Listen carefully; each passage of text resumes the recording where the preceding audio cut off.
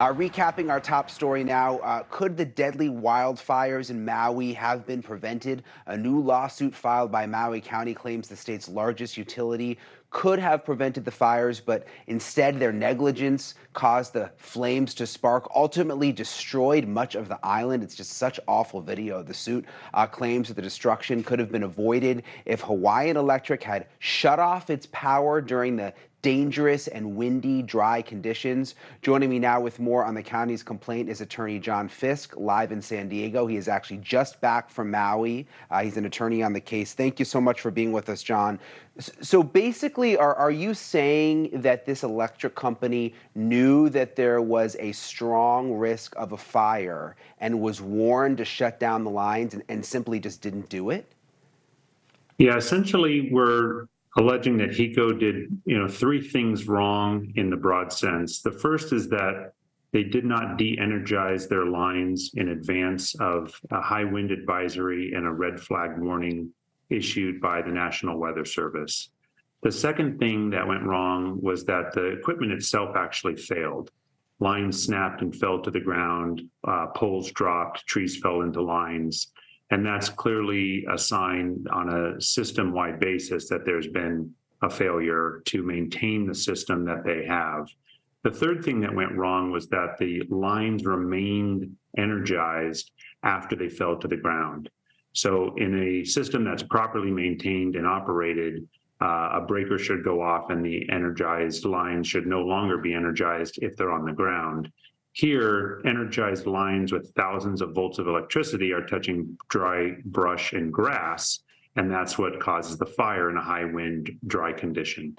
So you're saying they should have known when those lines went down and they were touching the dry vegetation, there should have been some kind of system to shut everything down, but that didn't happen. That's right. And anytime you re-energize a line that has gone down, you need to have a manual inspection. So you can never just allow a computer system to re-energize a line after a breaker goes off. You need to have somebody go out there and determine that it's safe to re-energize the line. If a line is re-energized or remains energized while the line is down, then that's how you cause wildfires. And that's a well-known fact. So in that way, they fell below the standard of care. Why file now, John? I mean, there's this massive investigation apparently going on where they're trying to figure out what went wrong. Why not wait till that's finished? Why file the lawsuit right now?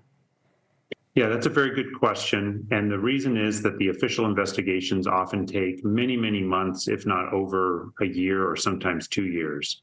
And this is a civil lawsuit to recover civil damages that the county has lost as a result of the fire. So this is to recoup taxpayer and public resources that the county is going to need to help the community rebuild.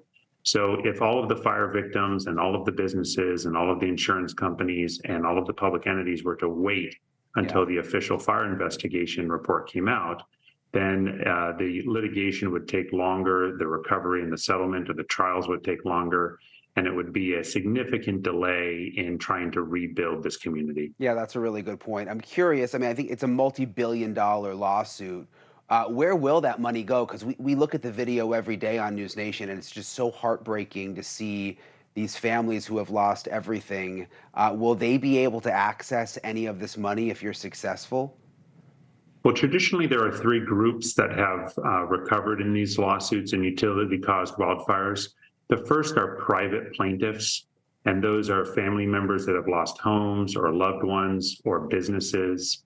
The next group are insurance companies that are subrogating their losses after they've paid insurance monies out to the individuals. And the third are the public entities, and they're recovering taxpayer and public resources that can be used to support and replenish the recovery and rebuilding effort.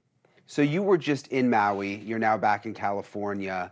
Were you able to see any evidence for yourself that shows that the power company's to blame? I mean, is it all an active investigation on the ground? Were you able to get in and see any of this?